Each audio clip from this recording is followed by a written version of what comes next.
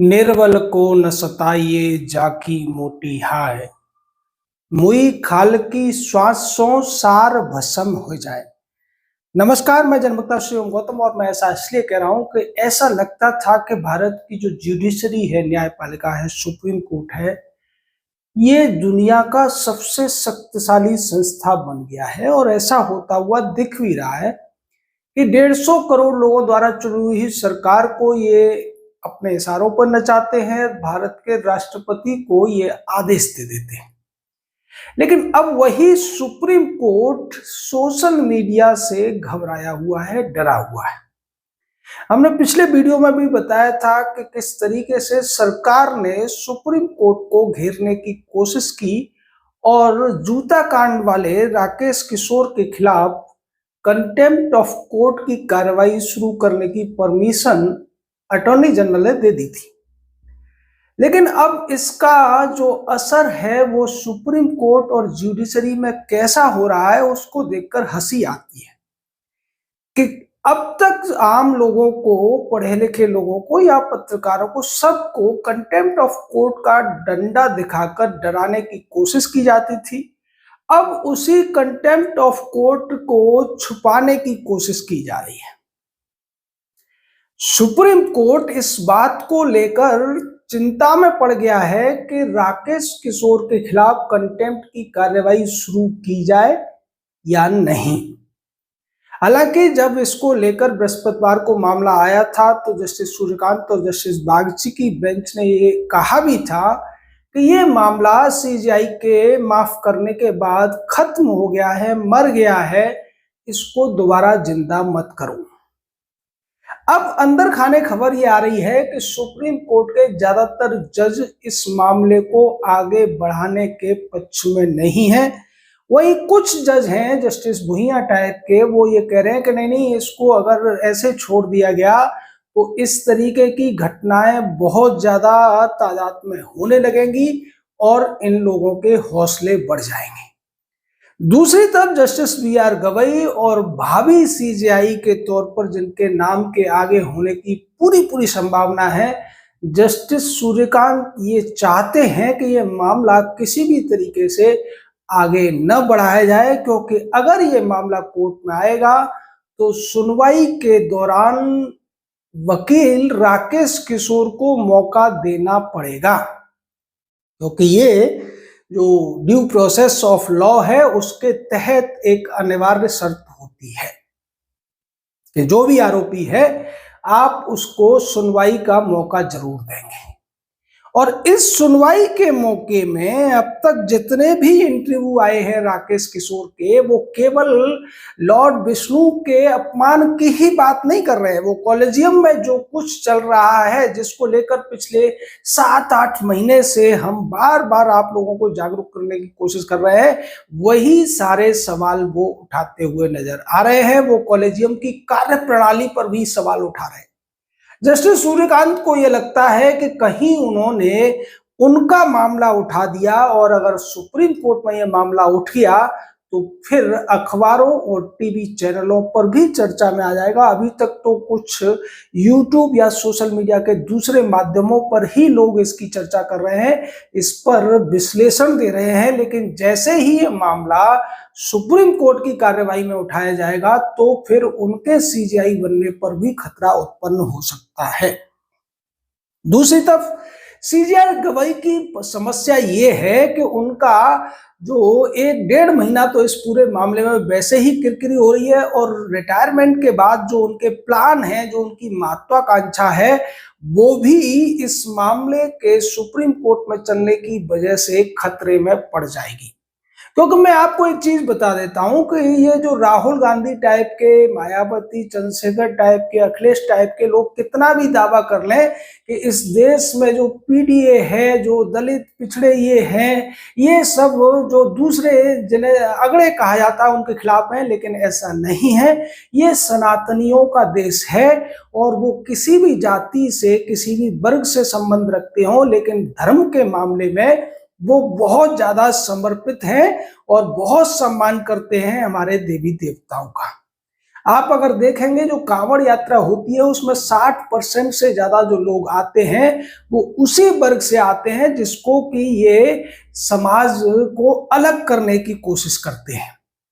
आप मथुरा की गोवर्धन परिक्रमा में चले जाइए, वृंदावन जाने वालों में चले जाइए, कहीं भी तीर्थ स्थान पर जाइए, आप वहां पर अगड़ों पिछड़ों या सामान्य या दलितों में नहीं बांट सकते हैं। सभी तरीके के लोग वहां होते हैं और वो दिल से, चाहे भगवान श्री विष्णु हो, भगवान राम हो, कृष्ण हो, इन सब का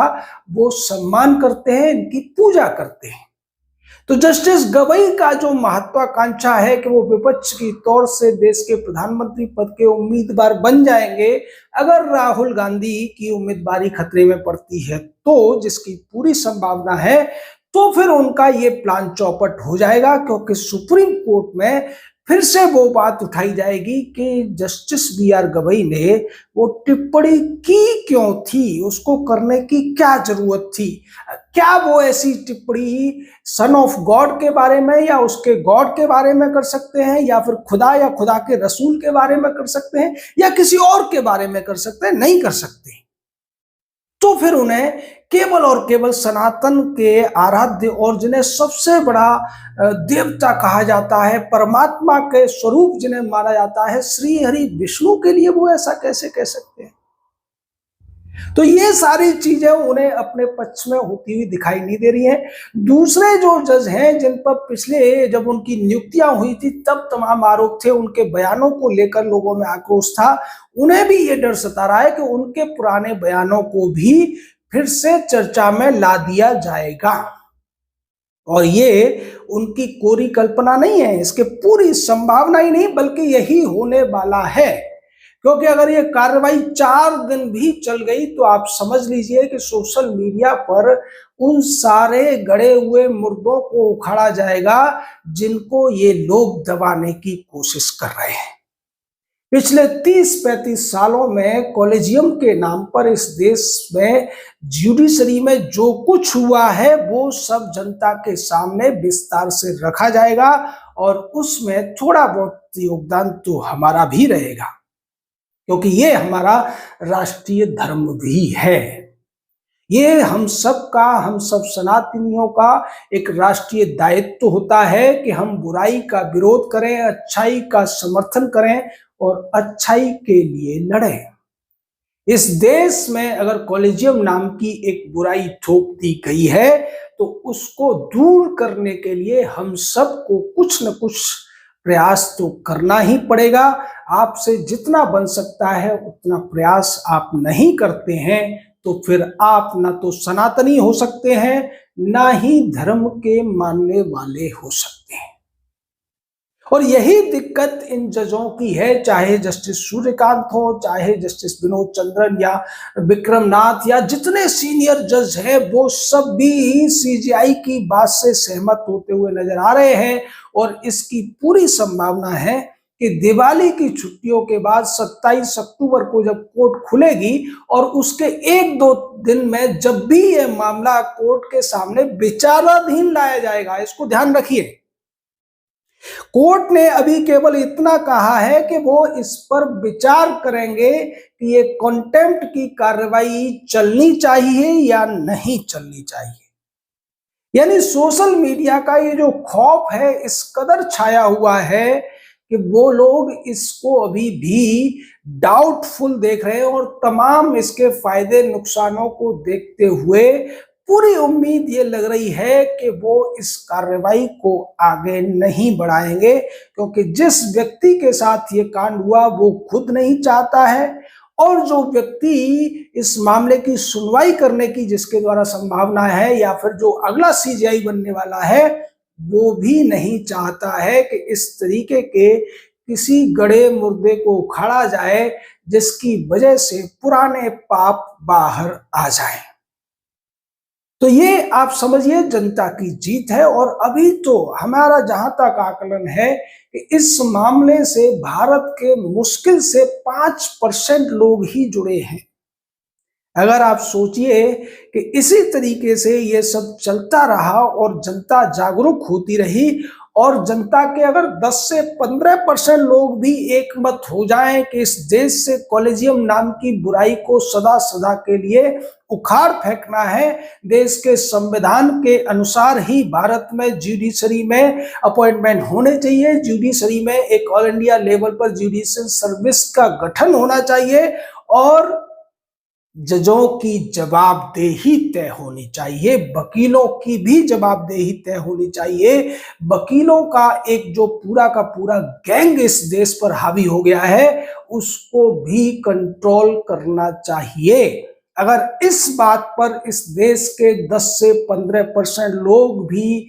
एकजुट हो जाएं, अपनी राय जाहिर करने लगे, तो आप समझ लीजिए सरकार कमजोर हो, संसद में उसका बहुमत ना भी हो, तब भी ये बदलाव आ सकता है। और ये बदलाव जब तक नहीं आएगा तब तक इस देश में न्याय की उम्मीद तो आप नहीं कर सकते हैं और सरकार के दूसरे अच्छे फैसलों को भी लागू करा पाने की उम्मीद नहीं कर सकते हैं।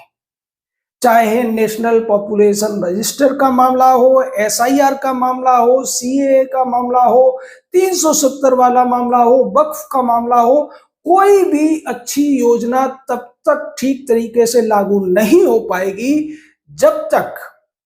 इस देश की निरंकुश हो चुकी न्यायपालिका को संविधान के अनुकूल, संविधान के अनुरूप नियंत्रण में नहीं लाया जाएगा। ये लोग जुडिशियल इंडिपेंडेंस के नाम पर देश के साथ जो मजाक करते आ रहे हैं, उस मजाक को तो रोकना ही पड़ेगा। और ये पॉजिटिव संदेश है कि ये मजाक रुक सकता है, लेकिन तब रुकेगा जब जनता इसी तरीके से एकजुट रहेगी, इस मुहिम को आगे बढ़ाएगी और जज कुछ भी करे उससे डरेगी नहीं। ये डर बिल्कुल खत्म होता हुआ नजर आ रहा है। एक वकील ने सुप्रीम कोर्ट में जूता कांड कर दिया, अभी दूसरे वकील की खबर छत्तीसगढ़ से भी आ चुकी है कि किस तरीके से कोर्ट की कार्रवाई के दौरान एक वकील ने जज साहब से साफ कह दिया कि अपनी हद में रहो, आप लिमिट क्रॉस मत करो। यानी अब वकील डायरेक्टली चलते हुए कोर्ट में लाइव स्ट्रीमिंग के दौरान जजों को साफ तौर पर ये कहने लगे हैं कि आप इस तरीके से किसी का अपमान नहीं कर सकते, किसी की इंसल्ट नहीं कर सकते, आपका जो काम है वो करिए, वकीलों पर या जनता पर अनावश्यक आप हुक्म मत झाड़िए। हालांकि बाद में लाइव स्ट्रीमिंग से उस वीडियो को हटा लिया गया, लेकिन फिर तो वो हटाने से कुछ होने वाला नहीं था क्योंकि सोशल मीडिया पर फैल चुका था। ये जो वकीलों के अंदर भी जोश आ रहा है, उस सब के पीछे आप लोग हैं। इस देश की वो जनता है जो कहीं दिखाई नहीं दे रही है। कमेंट्स में जरूर वो लोग दिखाई दे जाते हैं, लेकिन अंदर ही अंदर वो जो कुछ प्रतिक्रियाएं दे रहे हैं वो ज्यादा महत्वपूर्ण है। हमारे जैसे लोग कितना भी विस्तार से विश्लेषण कर ले, लेकिन जब तक आप जैसे लोग उसको देखेंगे नहीं, उसको सुनेंगे नहीं, उसको समझेंगे नहीं और उस पर प्रतिक्रियाएं नहीं देंगे, तब तक उससे कुछ होने वाला नहीं है। बहुत से लोग हमारे ऊपर कमेंट करते हैं, सर आप बहुत सी बातें कहते हैं, बहुत दिन से कह रहे हैं, कुछ नहीं हो रहा है। हम उनसे एक ही बात कहते हैं, धैर्य रखिए, क्योंकि धर्म धैर्य के ही द्वारा चलता है। धीरज, धर्म, मित्र और नारी, ये सब था। इन सब के लिए धैर्य की बहुत जरूरत होती है। आपत्ति काल में इन्हीं की परीक्षा होती है और हम अगर धैर्य रखते हैं, धैर्य के साथ अपने लक्ष्य की ओर बढ़ते रहते हैं, तो समझ लीजिए उस लक्ष्य को प्राप्त होने से कोई नहीं रोक सकता है। ये जो असर सुप्रीम कोर्ट में दिख रहा है, आप मानकर चलिए उसमें कहीं ना कहीं आपका 1000वां हिस्से का तो योगदान है ही, तो आप इसके लिए अपनी पीठ थपथपा सकते हैं। और हम चाहेंगे कि ये मुहिम चलती रहे, ये डर बरकरार रहना चाहिए, क्योंकि ये डर देश के लिए अच्छा है, न्याय के लिए अच्छा है, भारत के संविधान के लिए अच्छा है और दुनिया के लोकतंत्र के लिए भी अच्छा है। अपनी राय दीजिए, शब्दों की मर्यादा बनाए रखिए। जय हिंद, जय भारत।